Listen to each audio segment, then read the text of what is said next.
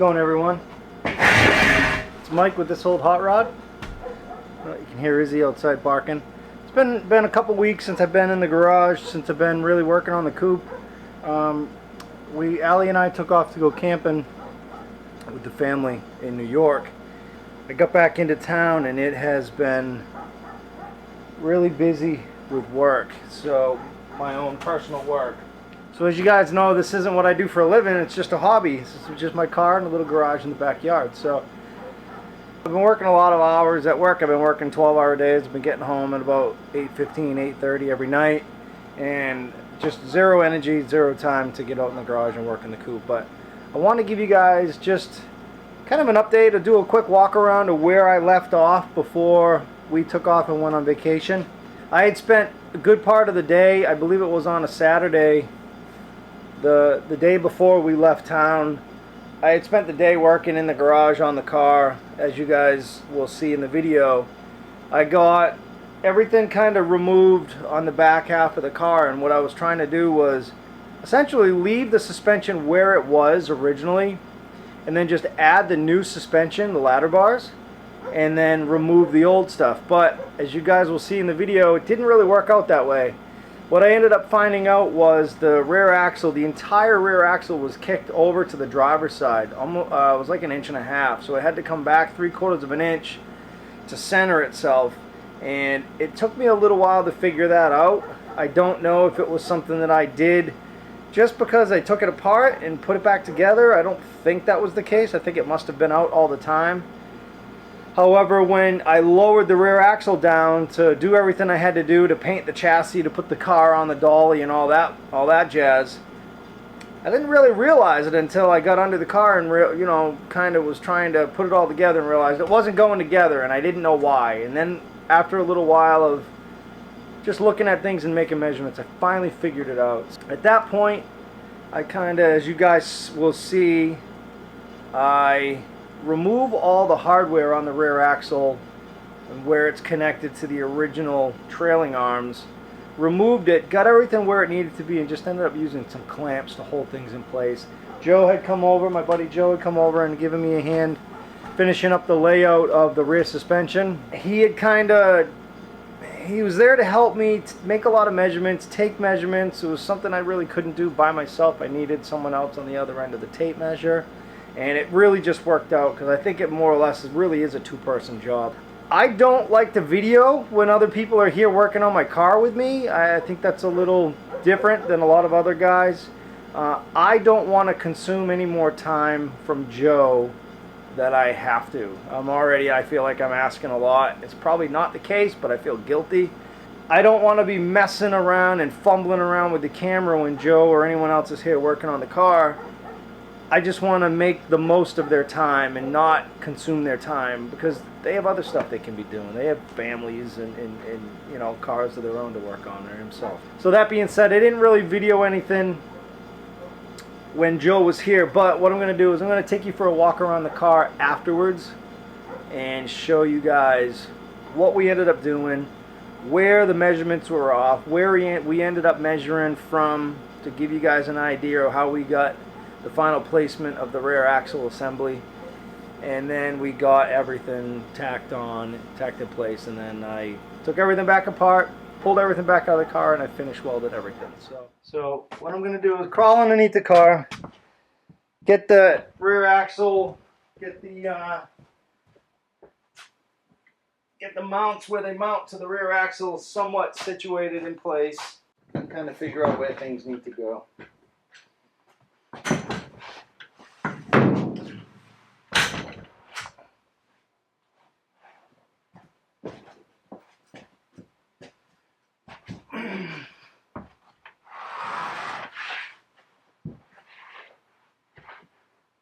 One of my main concerns is that I'm hoping the seat pan isn't going to interfere with this. I'm thinking it won't, but I'm hoping not.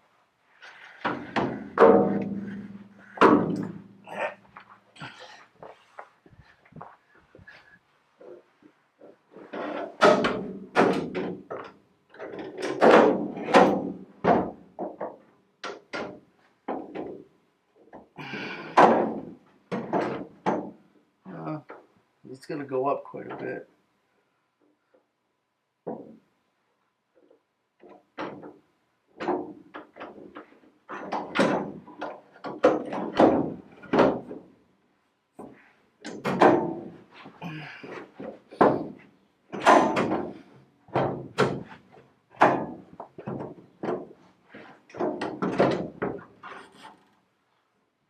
So go something like that.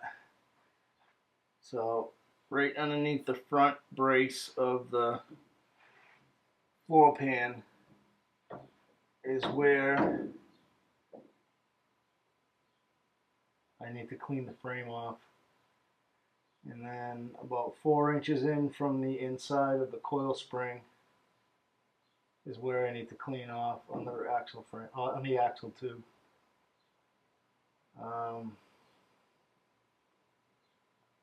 Yeah, that's about it. Alright, now I gotta get out of here.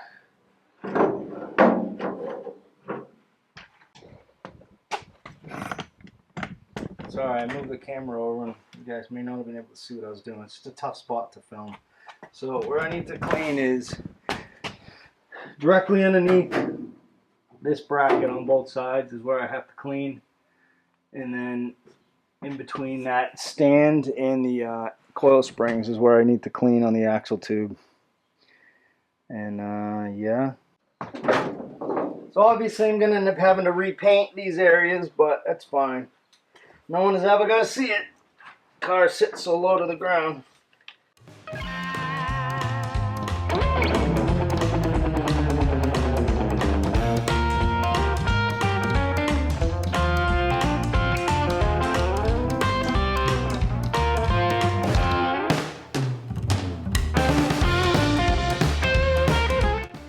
Can't weld to that.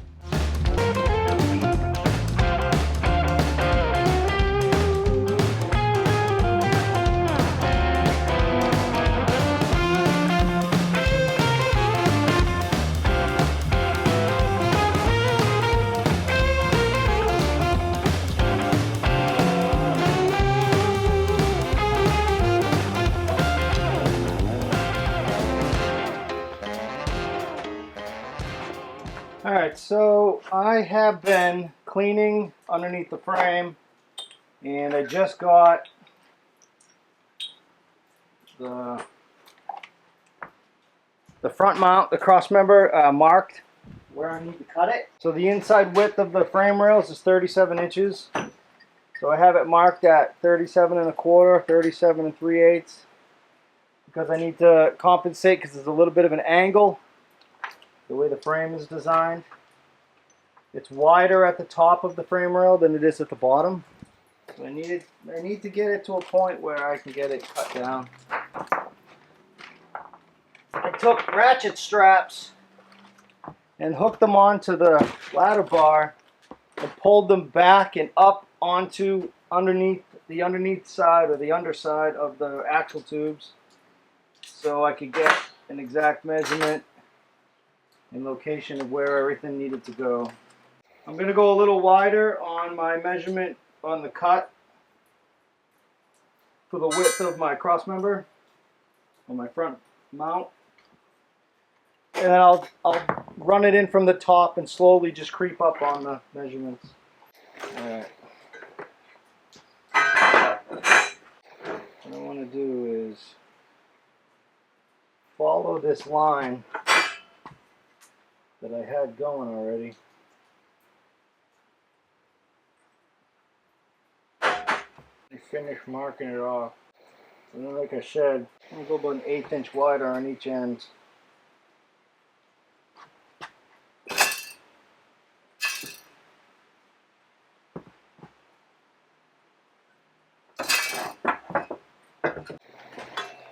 I met a gentleman the other day named Tony down in Cranston, Rhode Island. He sent me a message on Gmail through the YouTube, through the website. He sent me an email the other day and asked if I had any interest in some parts that he had laying around his shop that he wasn't going to get to, that he wasn't going to use anymore in his car. a beautiful 32.3 window that he's had for many years, and it's gone through many changes and renditions.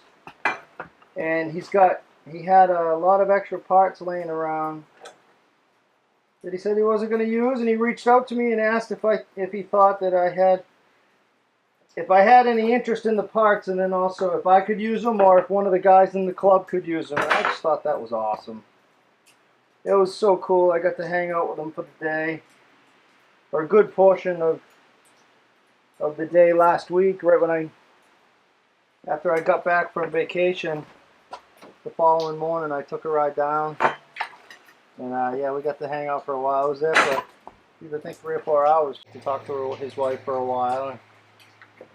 He gave me a lot of really nice parts, a lot of things that he couldn't use on his car or wasn't going to use anymore, and I certainly appreciate it. I brought him down a T-shirt and a key fob and some stickers. He appreciated it, and so did I. It was cool to make a new friend and get to meet one of my viewers who watches. So that was really cool.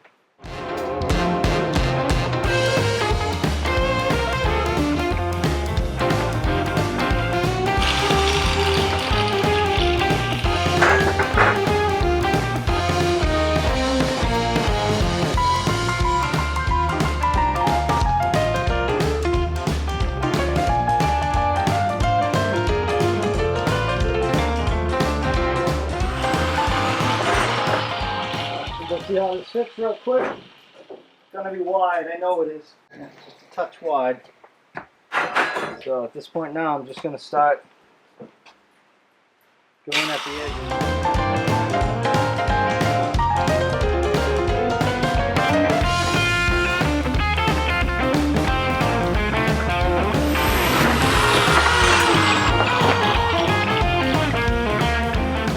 So as impressed I was with Tony's car, I was equally impressed, or more impressed, by his other hobby, which is model submarines. He builds model submarines. It's crazy.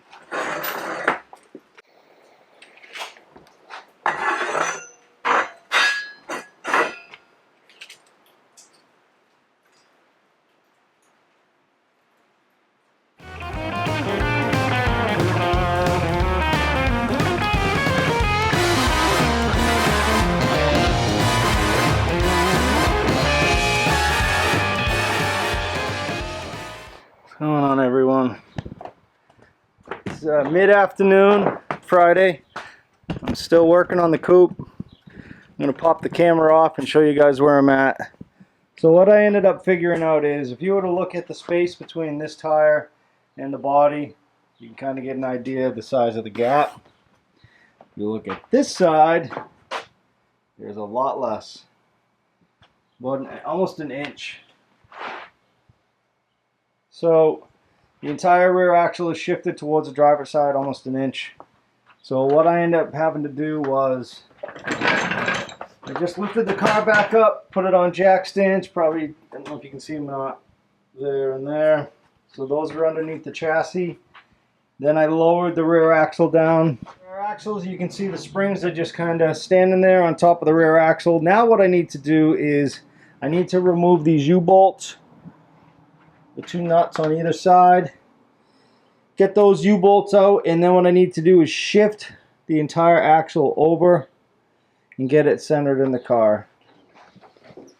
What I ended up deciding to do was, on the frame rail, I took a 1-inch piece of box tubing and just tacked it at the end so I have easy access to it. Basically it serves as a spacer, a 1-inch spacer, so the cross member, which is there, will sit 1 inch above the bottom of the frame rail. You can see it on the other side, and then I have some measurements. Not sure if you can see those measurements, 5, 6, 7, 8. Those are the inches from that black line, which is right there. So 5 inches, 6 inches, 7 inches. I just did half-inch increments just so I could have some type of a locating point or a reference point for the front cross member where it needed to be located, and that's when I started figuring out that things just weren't lining up. No matter what I did, I couldn't get the cross member to sit even on either side. And when I did get it to sit right, it was wrong on the rear axle. That's when I knew something was wrong with the rear axle, and sure enough, like I said, there's just a huge gap on this side. I'm going to get to work on removing those bolts, so the nuts on the U-bolts underneath the car, and then I'm going to get this whole axle shifted over, and at that point I'm just going to kind of have to keep it from moving during the process of setting up the rear suspensions. I'm going to get to work on doing that. Unfortunately, you guys really aren't going to be able to see what I'm doing. Maybe you can if I set you way back. Nothing's ever easy. I thought this was going to be a quick and easy thing. Whoop, sorry about that, guys. I thought this was going to be quick and easy, and shame on me.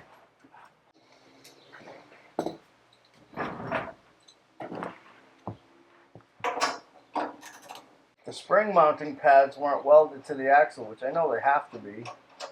I could slide the axle in those, but I just can't do it that way. So apparently, it's been that way for a long time. The only other thing I'm going to have to do on the rear is replace my shock mounts. And I'll just fabricate something off of these U-bolts that hold my springs. And just figure it out, go from there.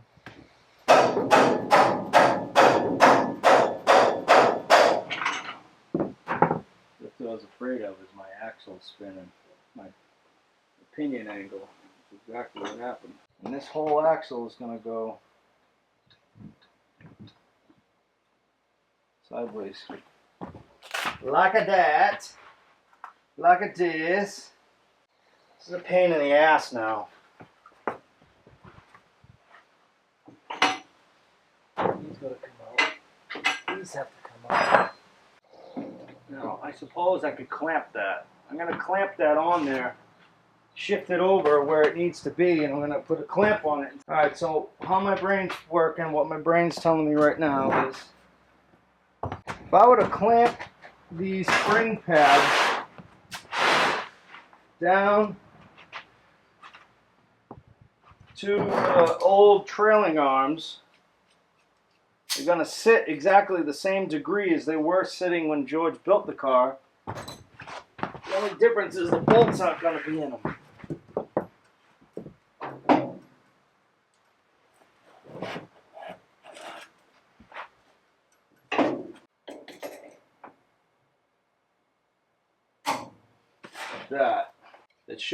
That should keep my pinion angle where it was with the U-bolts in.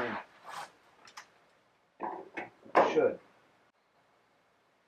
Alright. So I'll be able to send in my rear axle. So I'm getting there. So one step closer. So I'm taking my time. I've been working at this all day, trying to figure out why things weren't working the way I thought they were supposed to. Now I know. And now I have to just figure out how to go about correcting everything. So I need to get my measurements in between. So I'm going to get rid of the spring. Grab my straight edge. This is how you learn, right guys? You guys all know I'm still pretty new to this. And I'm very fortunate to have the things I do. I haven't spent a lifetime doing this, so I'm just figuring this stuff out as I go. Just common sense, you know? Common sense hot rodding, is that a thing? Alright, so now I'm going to make measurements from my backing plates to those marks. I'm going to clean that area off real quick so I can make a better mark and I can actually see it.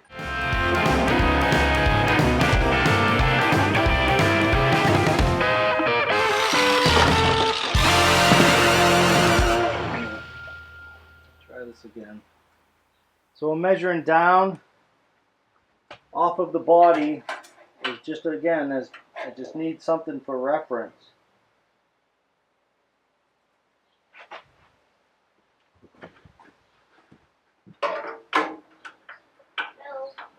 Hello? Hi. Hi. What's up? Nothing. No? You here to help me build my hot rod? Yes. Yes is the right answer, honey. What's going on? Alright, so what I'm doing now is I'm measuring down from the inside wall of the frame rail on the chassis. So I'm measuring, if you can see or not, taking my straight edge, I'm just measuring down, and where it touches the top of the axle tube, I'm making a mark.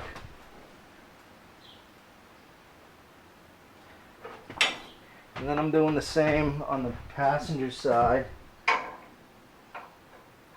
making sure I'm holding the straight edge nice and tight against the frame. Then I'm taking my straight edge and I'm measuring the distance from the backing plate to that line. Right now I'm at 6.5 inches. Now I need to take that measurement and carry it over to the passenger side. And now I am at 8 inches. So I am way, way off. Just under 8 inches. It clearly needs to go back about 3/4 of an inch. So it needs to go this way 3/4 of an inch. Let's try that. Now, I've done that so many times. Take my acetone and wipe off my lines. Let's start all over again.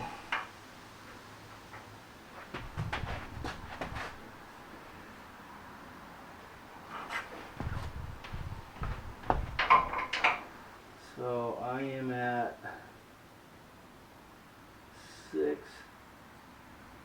6.25, so that means I only moved 1/4, so I'm still way over. I'm still almost an inch off. On this side I'm at 7 5/8. So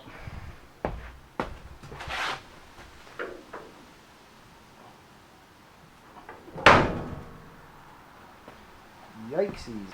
This is fun, guys. I wasn't planning on having to do this. I didn't think I was going to have to. I thought the car was set up a little better, but I guess I hadn't really paid that much attention to it until now. Alright, that's a big shift, so I'm hoping that will be a significant amount. 7.25. Oh boy, I'm close. I'm not even 1/8 of an inch off. Wow, that's pretty damn close. I'm at 7 1/8. This side's 7 1/4. So it's got to go over 1/16 of an inch. I don't know as if it will. I'm gonna wait till my buddy Joe gets here and see what he thinks. All right, so I'm gonna pop you off the tripod. And I'm going to take you guys for a quick walk. This camera's been acting real funny lately too, so someone had commented and said, oh, the video's blurry. I don't know why.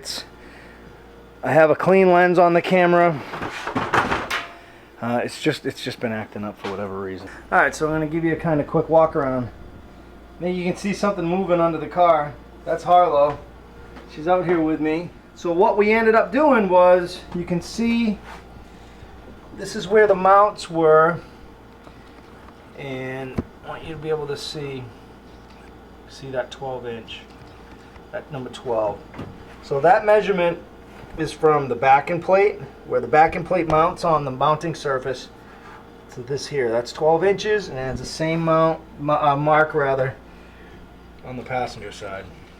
Basically what we ended up having to do was this surface here needs to be vertical at 0 degrees, or at 90 degrees, let's just call it. What I ended up doing was, as you saw, I ended up removing the brackets that I had mounted on here, which is right there, that little 1-inch square tube. I had mounted those on either side of the frame just as a shelf for this tube to sit on.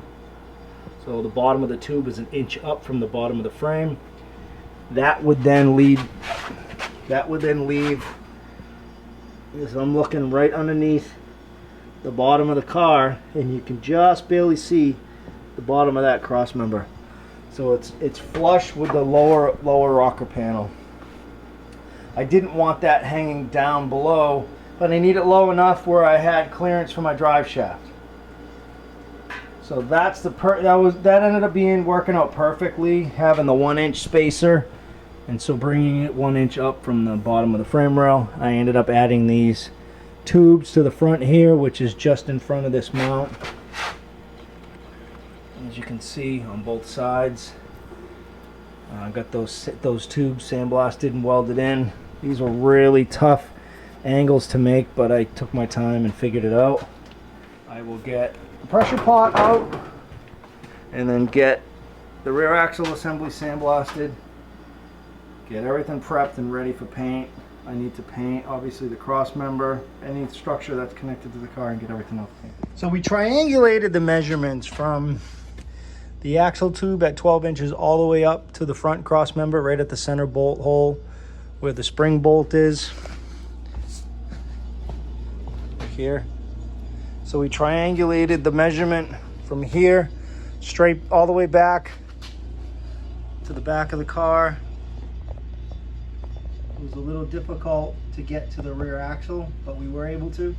And then the same on the passenger side. And we ended up with the same measurement after kind of shifting the rear axle assembly around a little bit. We made sure we had the side-to-side measurement correct, which, as I had said before, was from the mounting surface here. From that mounting surface, like I had said, we made a bunch of measurements. And then what I did was, as you saw in the video, I measured just straight down from the inside of the frame to the top of the axle tube on both sides. Got the measurement exact, so I knew I had it centered.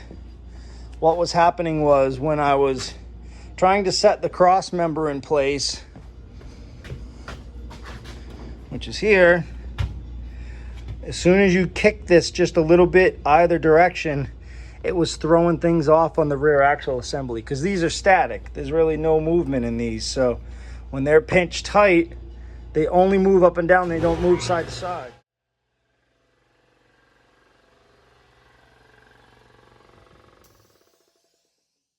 So as I was saying, when I was trying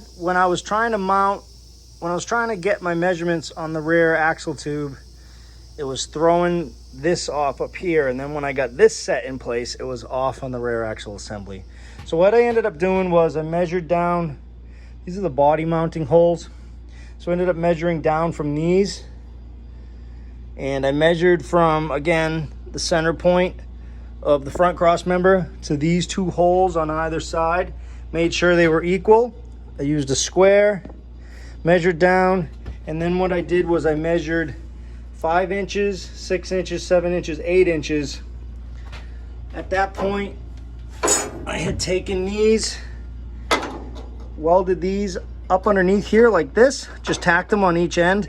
So I knew I had a 1 inch spacer, so the bottom of this was 1 inch up from the bottom of the frame rail. And what that was going to do was, it was going to allow me to have this cross member in place and not be able to see it when you look at the side profile of the car. So when I put my phone down, that's right at the side profile of the car. You cannot see that cross member. So you have to go underneath in order to see it, but you can see it here. So, again, That's right where you see the other side of the rocker panel. It's right there. So that's kind of what I wanted. I didn't want to be able to see that cross member from underneath the car. Thought it would just take away from the old style traditional look. And what you want to do is you want to make sure the surface of the front of this cross member is at 90 degrees. Long as it's perfectly straight and plumb, because if it's rotated at any degrees, it throws these mounts off. These mounts will go this way, and that will actually move the ladder bars in or out. So you want to make sure this is perfectly plumb, and then that will make sure that you have the ladder bars exactly where you want them. And you get your measurements and you get it set in place. As long as your axle assembly's where it needs to be, you get it tacked, and then like I said, I pulled it all apart, got it finished welded. So this is the pan hard bar, and the way it mounts is, let me see, it mounts this way, and then this would just be turned like that. So I ended up having to cut the pan hard bar and the bushing off that was like this. It was fixed. It was not adjustable, which is fine. But I only had this bushing that fit on the bolt that was coming through the bottom of the frame rail on the back of the passenger side. So what we ended up doing is just putting this in temporary just to locate the rear axle and put it where it needs to. In order for this to work the way it needs to pivot. And with this bushing being on there, it won't pivot unless I would have mounted it this way. So we ended up welding on a nut onto the end of it. As you can see, just welded on a nut. So it's threaded and it's ready to go. I just need to, like I said, just replace this bushing end. So this was just temporary, just so we could locate the rear axle. So once that's in, that'll be in and it'll be done. What I do need to figure out at this point on the rear axle as far as fabrication goes are lower shock mounts. Because I removed those trailing arms, I lose my shock mounts because they were incorporated into the rear axle. And for any of the new people that are here that haven't gone back and watched any of the videos, this is one of the rear trailing arms that George Ryan had built in 62, 63. You can see here it failed. Both sides had failed at one point in time. So this is part of the reason why things were off. I think because it was cracked, and when they welded it back together, it just didn't quite go back together the way it was supposed to, and it threw things off. On the back end of them, that's my shock mount right here. So what I was thinking about doing was taking some of the round tube that I have, some leftover from where I made those, kind of that K member on the cross member for the front mount. I'm going to use that tubing because it's real thick wall. I think what I'm going to do is I'm just going to kind of recreate this. Maybe I may end up coming up with something else, but maybe recreate this end and just have this as a shock mount underneath, unless I can come up with something else. Those U-bolts will still be retained on the rear axle, and the reason why I need to keep those U-bolts is those U-bolts were also being used to locate the coil springs that sit on top of the rear axle. So I still need to use them, and I might as well either make a plate with a shock mount or use something like this. Whether it can even be just square tubing, which I have plenty of, and I have other shock mounts that I can just cut off and weld on. So, and I can always change the location a little bit if I need to, so which I don't think I will. But so that needs to get done. I'll show you what I got done on the front end. The day before Allie and I were leaving to go on vacation, I spent some time in the garage. I didn't videotape. I was exhausted, and it was kind of like just one of those things. I was kicking around, doing a few things here and there, and every now and then I'd pop into the garage and work on the car. I had the TV on, the radio was going, there were people in and out, and it just wasn't the perfect scenario to film. So I ended up putting the front axle in the car. I got the spring pack built, and I threw the front axle in the car. I got the front axle put together. Got a couple little things I need to tighten up.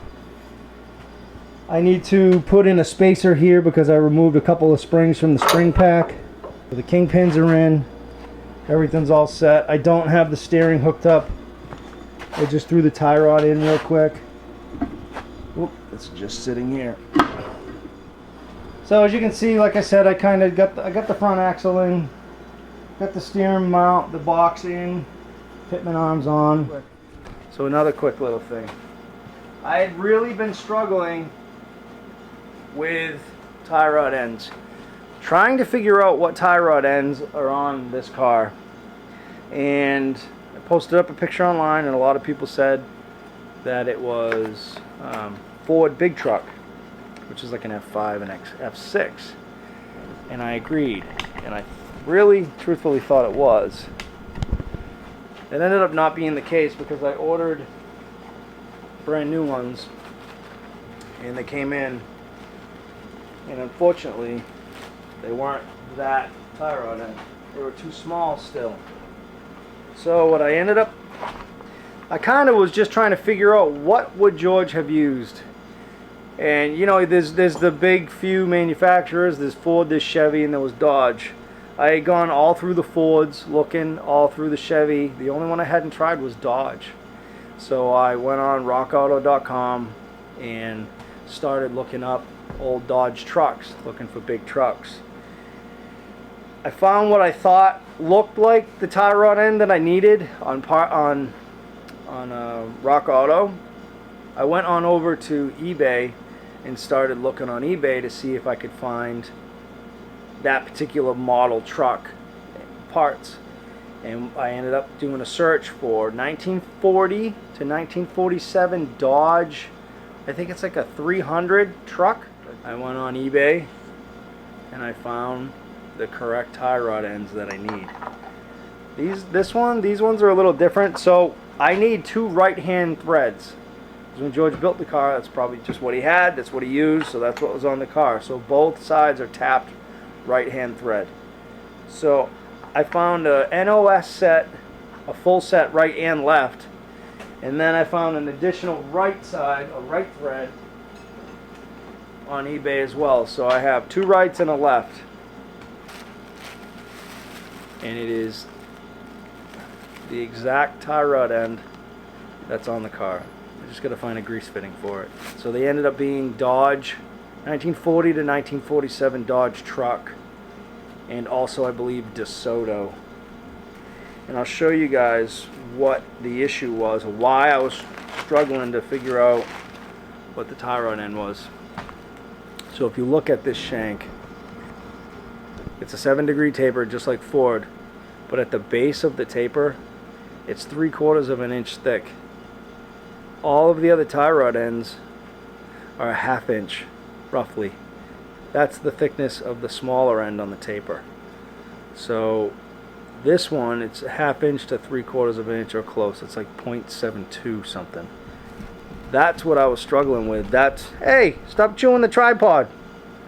So that's why I was struggling. So I'd put the new tie rod ends that I put them in the tapered bung, and they would just rattle around because they were just too small. So finally found out what the tie rod ends are, and I was able to buy 2 of them, NOS, and now I have what I need to mount the front wishbones. I just got to get them painted. I got a laundry list of things I got to do this weekend on the car, not to mention some stuff around the yard, but I should be able to spend some time this weekend working on the coupe. Sunday here is supposed to rain all day, so I'm kind of looking forward to taking it easy. I'm hoping to have an easier week next week with work, but that will remain to be seen. So hope everybody's hanging in there. Appreciate everybody being patient. I appreciate the people that have reached out to me asking how I'm doing, how vacation was, when they can expect the next video. Just want to let you guys know I'm just really getting bogged down with life right now, and just my daily work, my daily job. Finally found my daughter a car. Took some time off today to go car shopping with her, and we finally were able to pin down a car. It's been tough trying to find her the car she wanted, but we're finally able to do that, so I'm happy about that. So that's done, so that'll get finalized next week, and hopefully she'll be driving her new car next week. No more vacation scheduled, at least at this point, so I'm just looking forward to spending some time in the garage. Just going to keep picking away. I think my goal of driving the car this year might have been a little bit lofty. I never know what work's going to be like, so You know, you just got to take it when it comes, and that's what I'm doing. I mean, it's going to keep picking away. That's all I can do. So thanks everyone. I appreciate you guys' support. Appreciate everybody watching, and I'll see you soon.